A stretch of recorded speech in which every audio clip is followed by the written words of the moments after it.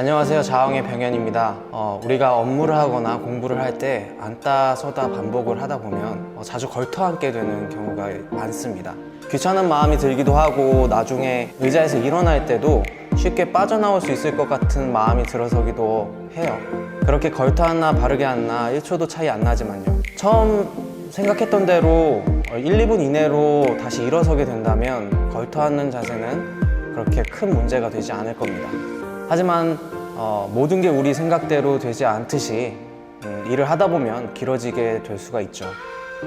이런 경우 일이 길어질 것 같다고 자세를 고쳐 앉는 경우는 별로 없습니다. 조금만 더 하면 일어설 것 같아서죠. 이러다 보면 걸터 앉은 채로 10분, 20분, 길게는 1시간 이렇게 지나버리게 됩니다. 그리고 약간 허리가 뻐근한 채로 일어서게 될 겁니다. 그냥 하루만 그랬다면 이것이 건강에 미칠 영향은 굉장히 작을 거예요.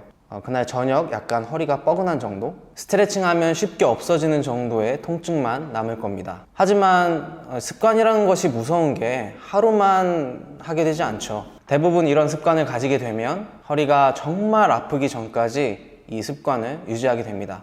이렇게 걸터앉는 습관이 별일 아니라고 생각할지 모르겠지만 척추 건강을 다루는 여러 분야의 전문가분들은 허리를 망치는 대표적인 습관이라고 합니다. 이를 증명하는 연구 결과들도 굉장히 많지만 연구 결과를 살펴볼 것도 없이 잠시만 생각해보면 간단하게 이해할 수 있을 겁니다. 아래의 공식, P는 A분의 F, 중학교 물리 시간에 배운 이 공식만 떠올리시면 됩니다. 압력은 걸리는 힘의 크기를 힘이 걸리는 면적으로 나눈 것이죠. 우리가 종종 의자나 방석을 살 때 체압 분산이 잘 되는 이라는 표현을 많이 들어보셨을 겁니다.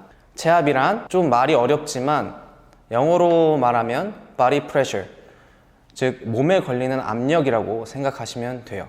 자, 이제 이 공식을 보셨으면 우리가 걸터 앉으면 안 되는 이유에 대해서 쉽게 이해할 수 있을 거예요. 의자에 앉게 되면 우리 무릎 위의 하중은 온전히 의자 위에 받쳐지게 됩니다. 우리 몸의 무게, 즉 이 공식에서 F는 걸터 앉나 바르게 앉나 그렇게 차이가 없을 거예요.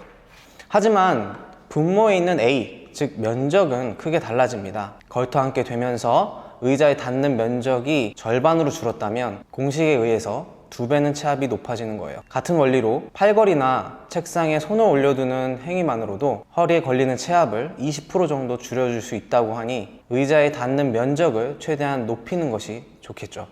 더구나 요즘 인간공학 설계가 반영된 의자들은 좌판 끝까지 앉는 것을 가정하고 좌판의 굴곡을 설계하는 경우가 많습니다. 이런 경우엔 좌판 끝에 걸터 앉으면 좌판의 굴곡 때문에 더욱 허리에 부담이 커질 수 있습니다. 어려운 얘기라고 생각하시는 분들은 그냥 한 가지만 생각하시면 돼요. 내 몸에 닿는 면적이 커지는 만큼 허리에 가해지는 부담은 낮아집니다. 앞으로는 의식적으로 좌판 끝까지 앉는 습관을 들여보세요. 좌판 끝까지 앉는데 1초도 더 안 걸립니다. 여러분의 허리 건강은 여러분의 습관에 달려 있습니다. 그럼 오늘은 여기까지 하겠습니다. 오늘 영상이 도움되셨다면 좋아요와 구독 부탁드리고요. 전 다음 시간에 더 좋은 내용으로 찾아뵙도록 하겠습니다. 다음에 또 보자.